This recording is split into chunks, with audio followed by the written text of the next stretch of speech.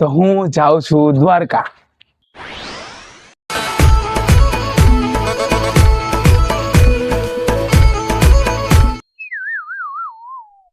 તો વિડીયો શરૂ થતા પહેલા મારે તમને એક વાત કહેવી છે. ઓલું કહેવાય છે ને, દ્વારકા જવા માટે આપણે પ્લાન ખુદ બનાવતા નથી, દ્વારકાધીશ પોતે બોલાવે છે. આ વાત મને સાચી લાગી, કારણ કે દ્વારકામાં 50 થી 60 વર્ષના કાકા સાથે મારી મુલાકાત થઈ, જેમણે દ્વારકા કોઈ દી જોયેલું નહોતું, જે ખરેખર દિલ્હીથી અમદાવાદ આવેલા અને અમદાવાદમાં કોઈ કારણસર કેન્સલ તેમની મીટિંગ થઈ અને તે દ્વારકા પોગેલા હતા. અને હા, તે કાકા તો દ્વારકાની ગલીઓમાં કાંઈક ખોવાઈ ગયા હતા. હવે એ ખોવાઈ ગયા ને મેં એની મદદ કઈ રીતે કરી અને દ્વારકાધીશે અમને બેને કઈ રીતે મેળવ્યા એ તમને આખા વિડીયોમાં જાણવા મળશે. आइए देखते मजा आएगा. હું આજે ભાવનગરથી દ્વારકા ગુજરાત ટ્રાવેલ્સની બસમાં જવાનો હતો. બસનો સમય સાંજે 6 વાગ્યાનો હતો, પણ બહાર ધીમો ધીમો વરસાદ આવી રહ્યો હતો, એટલે હું લગભગ 5:15 ગુજરાત ટ્રાવેલ્સની ઓફિસે તો પહોંચી ગયો.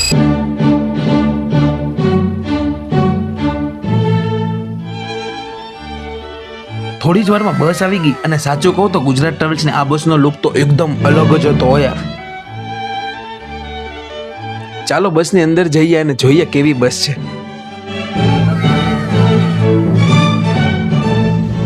બરાબર 6 વાગે બસ તો દ્વારકા બાજુ નીકળી ગઈ. બોલો દ્વારકાધીશ કી જય.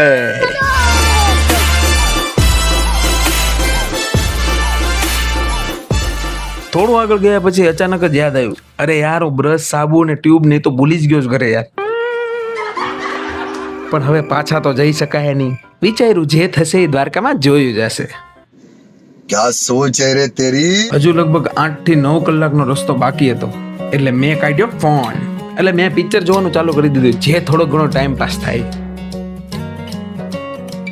પછી થોડા સમય પછી બ્રેક પડી ગયો, અને તમને બતાવું આ હોટલે બ્રેક પડ્યો.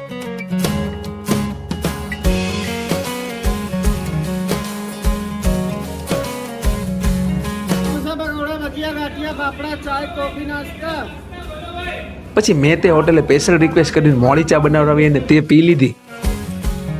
અને તમને એમ થતું હશે કે તું નાસ્તો તો કર્યો ને. નાસ્તાનો બંદોબસ્ત હું ઘરેથી લઈને જ આવ્યો હતો.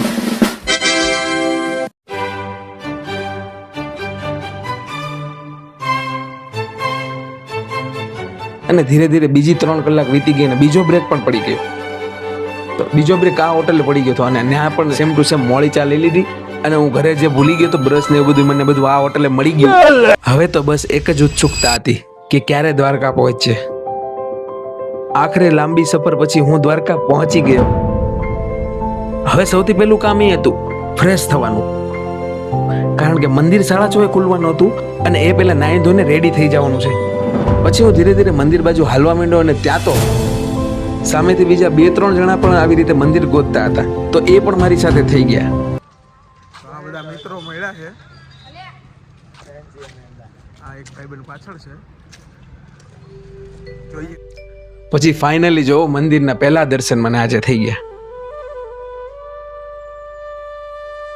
હવે મંદિર ખુલે એની પહેલા તો મારે નાઈન ધોઈને રેડી થવાનું હતું, એટલે સૌથી પહેલા નાવા ધોવાનો જુગાડ કરવાનો હતો. ત્યાં જ મંદિરની બાજુ એક ભાઈ હતા, જેમણે મને નાવા ધોવાની સુવિધા માટે પૂછ્યું, જેમાં મારે ખાલી એમને માત્ર 50 રૂપિયા દેવાના હતા. મારી પાસે પણ કોઈ બીજી વ્યવસ્થા ન હતી, એટલે હું એમની સાથે જ નીકળી ગયો. ચાલો ફટાફટ બ્રશને નાહી ધોઈને રેડી થઈ જાઓ.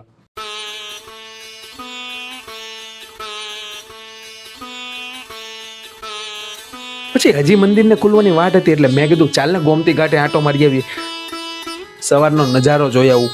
પછી હું સવારના પરમાં ગોમતી ઘાટે પહોંચી ગયો, અને સવારે ગોમતી ઘાટે એટલી શાંતિ હતી ને કે હું તમને કેમેરામાં એ અનુભવ નહીં કરાવી શકું. સવારના પોરમાં ગોમતી ઘાટે આવી રીતે માછલીના લોટ અને ગાયને ઘાસચારો ને એવું બધું બધા નાખતા હતા, તો મેં નાખી દીધો.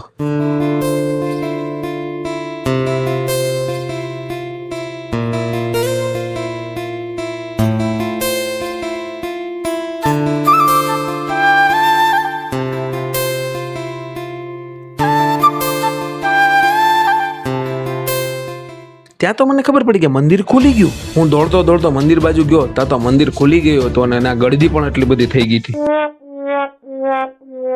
પછી મેં બધો મારો સામાન ઘરમાં મૂકી દીધો અને નીકળી ગયો દ્વારકાધીશના દર્શન કરવા. ત્યાં અંદર કેમેરો તો અલાઉડ નથી, એટલે હું તમને બતાવી નહીં શકું. ચાલો આવીને મળું તમને.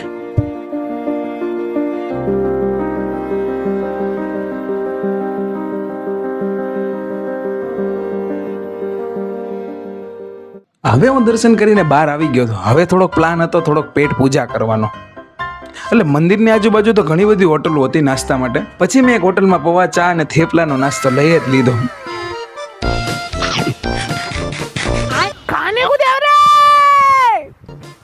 પછી નાસ્તો કરીને મંદિરને પાછળથી જવાનો હતો ગોમતી ઘાટે. ત્યાં તો સામેથી દ્વારકાધીશની ધજા ચડાવવા માટે ભક્તો આવતા દેખાયા.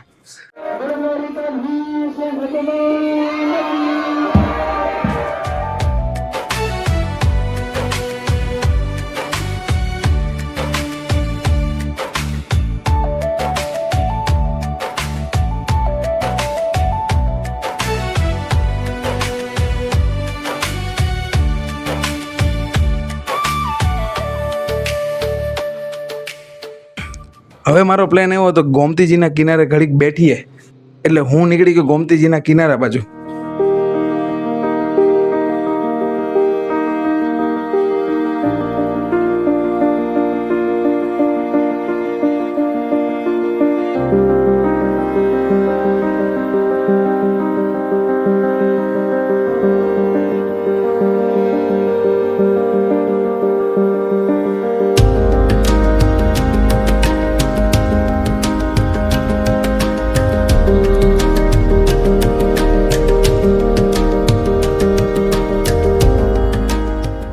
અને હવે જવાનું હતું સમુદ્ર નારાયણ ભગવાનના મંદિરના દર્શન કરવા, જે મંદિર ગોમતીજી અને દરિયાના સંગમના ખૂણે આવેલું છે.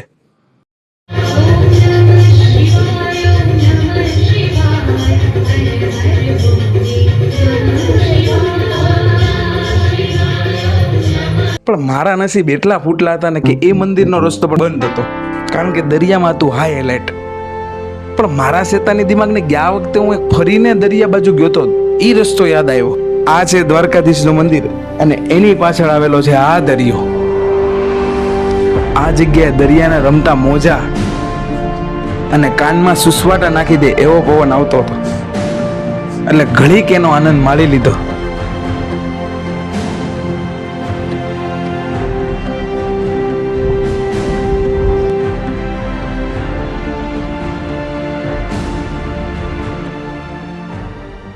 પણ હવે એક નવી મુશ્કેલી મારી પાસે ઊભી થઈ ગઈ. મારા ફોનમાં લગભગ બેટરી પૂરી થવા ઉપર હતી અને ફોનમાં ચાર્જિંગ બિલકુલ નહોતું. પછી મંદિરની પાછળ મને ફાઇનલી એક ડોરમેટ્રી મળી ગઈ. તો હું અત્યારે ડોરમેટ્રીમાં આવેલો છું, જ્યાં આવી રીતે અલગ અલગ પ્રકારના બેડ હોય, જેમાં એકલો વ્યક્તિ અને બે ભાઈબંધ ને એવી રીતે આવીને રહી શકે. જેનું ભાડું 350 રૂપિયામાં 1 નાઇટ સ્ટેનું હતું. હોટલો કરતાં વસ્તુ સસ્તી છે અને મારે જો કે સ્ટે એટલો બધો નહોતો. મારે ખરેખર ઉપયોગ હતો ફોનમાં ચાર્જ કરવાનો જ, કારણ કે વિડીયો ઉતારીને ફોનમાં ચાર્જ હાવ ખાલી થઈ ગયો અને મારી પાસે પાવર બેંક પણ નથી. હવે એમાં થયું એવું ને કે આ ડોરમેટ્રીમાં મારી સાથે કાકા આવ્યા છે, જે દિલ્હીથી આવેલા છે અને એ પણ મારી જેમ એકલા આવેલા છે. દિલ્હીથી અહીંયા દ્વારકા. दिल्ली से उनके दर्शन करने के लिए द्वारकाधीश के सोमनाथ जी के दर्शन करने के लिए आया और मैं 62 की एज है. बस ये है कि प्रभु का आशीर्वाद मिल जाए. 2 दिन है मेरे पास, आज का दिन और मैं कल का दिन सोमनाथ में दर्शन करना चाह रहा हूँ. कुछ प्लान करके नहीं है? नहीं, मैं अहमदाबाद आया था किसी से मिलने के लिए, वो मुझे मिले नहीं तो अहमदाबाद के से फिर मैं यहाँ आया. दर्शन का प्लान था कि द्वारकाधीश पहली बार जिंदगी में आया हूँ इस साइड. बाकी सब जगह के किए हैं, ये धाम पहली बार धाम करना है और ये ज्योतिर्लिंग करने हैं. महाराष्ट्र के ज्योतिर्लिंग सब कर लिए थे. नागेश्वर वाला ये यहाँ पे एक आता है. नागेश्वर ज्योतिर्लिंग करना है और सोमनाथ जी का ज्योतिर्लिंग करना है और ये यहाँ का धाम करना. और आपको ये मालूम है कि द्वारकाधीश के यहाँ पे आने के लिए आपका प्लान नहीं होता, वो आपको बुलाते वो बुलाते हैं, वो पता है क्योंकि मेरी बहुत दिनों से इच्छा थी. तो आपका जो अहमदाबाद वाला जो भी प्लान था ना, वो इसीलिए बता कि आपको यहाँ बुलाया. हाँ. ये होता है मेरे साथ. सही बता रहा हूँ. कितने दिनों से सोचा था कि ये धाम रह गया मेरा, ये धाम रह गया है. जबकि जगन्नाथपुरी धाम में बिटिया की शादी की है वहाँ जाके, तो वहाँ तो कई बार हो गए दर्शन, लेकिन यहाँ रह गया था. अभी हो जाएगा. प्रभु की माया और उनका आशीर्वाद बना. जय द्वारका. जय द्वारकाधीश. અને સ્વભાવના લિટરલી બહુ સારા કાકા છે. અને ખ્યાલ નથી દ્વારકામાં કઈ જગ્યાએ જવું અને કઈ આઈડિયો નથી. મેં એમને કીધું હું ખરેખર બેટ દ્વારકાની જગ્યાએ તો નહીં આવી શકું, જ્યાં સુધી હું લઈ જઈ શકીશ ત્યાં એ કાકાની મદદ કરીશ કરે. પછી મારો પ્લાન એવો હતો કે કાકાને હું દર્શન કઈ રીતે કરવાની બધું બતાવી દઈશ અને ત્યાંથી ભાડે એક્ટિવા લઈ લઈશ અને હું જઈશ રૂકમણીજીના દર્શન કરવા. એટલે હું ને કાકા બંને નીકળી ગયા મંદિર તરફ. અને કાકાને બધું સમજાવતો ગયો.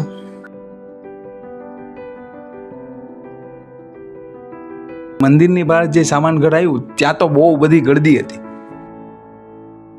એટલે મેં કાકાને કીધું કે તમે નોર્મલી લોકલી દુકાનમાંથી એકાદી પ્રસાદી લઈ લો, તે લોકો તમારો મોબાઈલ કે વસ્તુ સાચવશે. એટલે પછી એવો પ્લાન કરવા માટે અમે લોકલી દુકાનમાં ગયા અને કાકાને ત્યાં મુકાવી દીધો ફોન અને સમજાવી દીધો મંદિરનો દરવાજો અહીંથી છે અને અહીંથી તમે જઈ શકશો. મેં કાકાને કહી દીધું કે તમને કોઈ પણ જાતનું કામ હોય તો મારો નંબર સેવ કરી લો. કાકાને મોબાઈલ નંબર સેવ કરાવીને મેં કાકાને મોકલી દીધા મંદિરની અંદર. હવે મારો પ્લાન હતો એક્ટિવા ભાડે લેવાનો અને થોડીક વારમાં જ મને એક્ટિવા મળી ગઈ. એટલે હવે પ્લાન હતો એક્ટિવા લઈને રૂકમણીજીના દર્શન કરવાનું.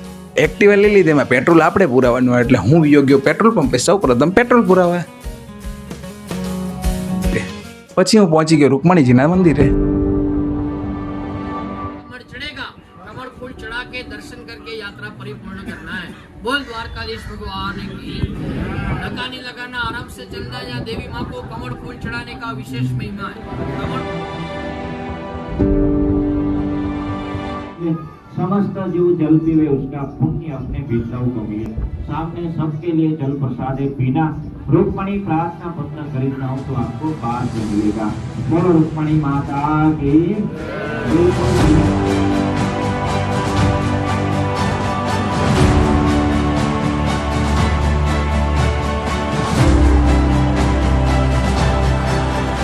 અને રૂકમણીજીના દર્શન કરીને 12 શેરડીનો રસ પીને હવે જવાનું હતું મારે ભડકેશ્વર મહાદેવ. પછી ફાઇનલી ભડકેશ્વર મહાદેવ પહોંચી ગયો.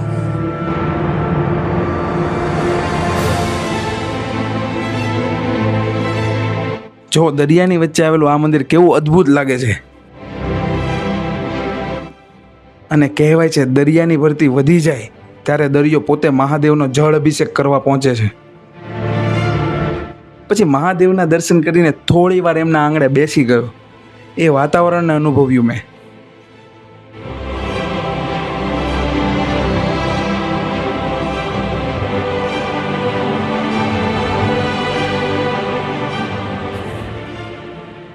પછી હું નાગેશ્વર જ્યોતિર્લિંગ બાજુ નીકળી ગયો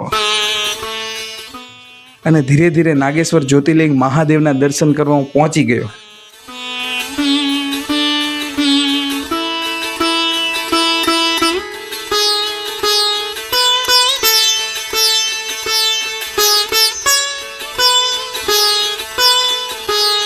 પછી થોડીક વાર મહાદેવના મંદિરની અંદર બેઠો રહ્યો.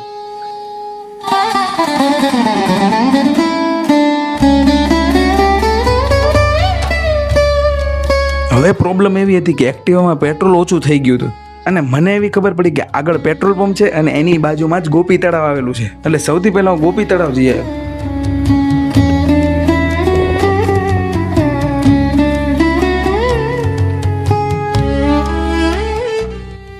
જો આ ગોપી તળાવ છે. કહેવાય છે અહીં ભગવાન શ્રી કૃષ્ણએ ગોપીઓ સાથે રાસલીલા કરી છે અને અહીંથી મળતું ગોપીચંદન પણ ખૂબ પ્રસિદ્ધ છે, જે આ તળાવની અંદરથી મળે છે.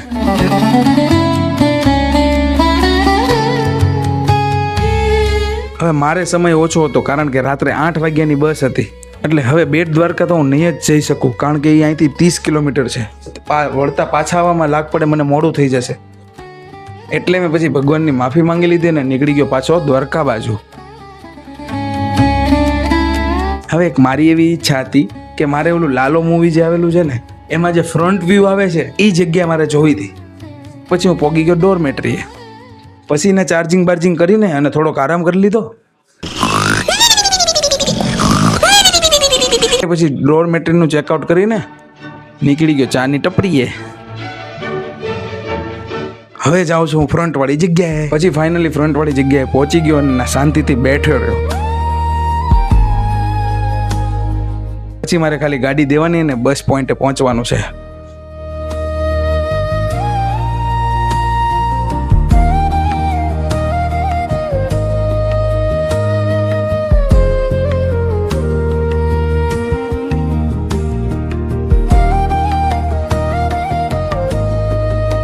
ધીરે ધીરે સમય વીતતો ગયો અને સૂર્ય ઢળતો ગયો. હવે ઘડિયાળમાં વાગ્યા હતા 7:12 જેટલા. એટલામાં જ અચાનક ઓલા દિલ્હીવાળા કાકાનો મને ફોન આવ્યો. કાકા થોડા ગભરાયેલા અવાજમાં બોલ્યા, અરે દોસ્ત હું બધું ફરીને દ્વારકામાં તો આવી ગયો, પણ મને ઓલું ડોરમેટરીનું લોકેશન નથી મળતું અને એનું નામ પણ નથી ખ્યાલ, અને ડોરમેટરીની જગ્યા પણ કોઈને ખ્યાલ નથી. ડોરમેટરીમાં મારો બધો સામાન પડ્યો છે. હવે હું શું કરું દોસ્ત? થોડોક સમય પછી તો મને પણ એમ વિચાર આવ્યો કે મારી 8 વાગ્યાની બસ છે, તો હું કાકાની કઈ રીતે મદદ કરી શકીશ. પણ દ્વારકાધીશના મંદિર સામું જોયું અને કાકાનો સ્વભાવ જોયેલો હતો મેં. અને મેં કાકાને પાછો ફોન કર્યો અને મેં કાકાને કહ્યું, તમે તમારું મને લોકેશન મોકલો. વાગ્યા હતા લગભગ 7:20 જેટલી. સમય બહુ ઓછો હતો. પછી જય દ્વારકાધીશ બોલીને નીકળી ગયો એમની પાસે. આ બધું એટલું ફટાફટ થઈ રહ્યું હતું ને કે વિડીયો શૂટ થાય એવો મગજમાં જ મારું નહોતું. પછી મેં કાકાને એક્ટિવામાં બેહાડી દીધા અને લઈ ગયો ડોરમેટરી બાજુ. મજાની વાત તો એ છે કે ડોરમેટરીનું લોકેશન તો મને નહોતી ખબર. ફાઇનલી મને ડોરમેટરી મળી ગઈ અને કાકાને ત્યાં ઉતારી દીધા. કાકાના ચહેરા ઉપર એક અલગ જ રાહત હતી. કાકાને વિદાય દઈને હું નીકળી ગયો પાછી મારી બસના પોઈન્ટે જવા માટે. સીધા પછી લગભગ હવે વાગી ગયા હતા 7:40 જેવું. હવે હું ફટાફટ ગુજરાત ટ્રાવેલ્સનો ઓફિસે પહોંચી તો ગયો અને ત્યાં જઈને ખબર એવી પડે છે કે પિકઅપ પોઈન્ટ અહીંથી નથી, મીરા ગાર્ડને જવું પડશે. હવે લગભગ 7:47 જેવું થઈ ગયું હતું અને ફટાફટ પાછો ઓલા એક્ટિવાવાળા ભાઈને ફોન કર્યો અને એમને કીધું ગુજરાત ટ્રાવેલ્સે ન આવતા ભાઈ, તમે મીરા ગાર્ડને જાઓ કારણ કે પિકઅપ પોઈન્ટ નાનો છે. અને ફટાફટ હું નીકળી ગયો મીરા ગાર્ડન બાજુ. આખરે લગભગ 7:50 વાગ્યા હશે. હું પિકઅપ પોઈન્ટે પહોંચી ગયો. હવે વાટ હતી એક્ટિવાવાળા ભાઈ આવે અને એમની ગાડી એમને હોપી દઉં. થોડા દોડી થઈ ગાડી ગોતવામાં ગાડી દેવામાં. ઓલા દાદા હતા ને એને પી મૂકવા જવાનો. દાદા રસ્તો ભૂલી ગયા હતા, એને એના હોટલે મૂકવા ગયો. જે ડોરમેટરી હતી ને મારી ભૂલી ગયા હતા, બહુ ખાજા ગલ્લીમાંથી. અત્યારે હું મારી બસ હાટું ગાડી જે લીધી છે એ રેન્ટલ વાળાને બોલાવ્યા છે અને એ લઈ જાય. હું ગાડીમાં હમણાં ગઈ. લગભગ 7:52 થઈ છે ત્યાં એક્ટિવાવાળા ભાઈ આવી ગયા. તે પણ સ્વભાવના બહુ સારા માણસ હતા. પછી દ્વારકાધીશની કૃપાથી હું સમયસર બસમાં બેસી ગયો અને નીકળી ગયો भावनगर बाजू. मैं कह रहा हूँ बस वगैरह मिल हाँ मिल आपको टाइमली पहुँच गए थे? हाँ मिल गई आपकी तरह ही हुआ था मेरे को. वो जो एक्टिवा चमकी थी ना, हाँ उसको बुला लिया मैंने रेंटल वाले को कि ले जाइए यहाँ. अच्छा तो वो बेचारा आ गया. Thank you very much. मैंने कहा आपकी वजह से बस में भी मैं ट्रेन भी मिल गई और ट्रेन में बैठ भी गया मैं. अच्छा बैठ गए ना अभी? चल रही है? हाँ चल गई. चल दी ट्रेन चली भी थी है अच्छा ओके ओके कोई बात ओके. हाँ हैप्पी जर्नी. हाँ हैप्पी जर्नी. આ આખી યાત્રામાં એક વાત મેં ખૂબ નજીકથી અનુભવી. દ્વારકાની આ નગરીમાં મને એક પણ સમય એવો નથી લાગ્યો કે મને ડર લાગ્યો હોય.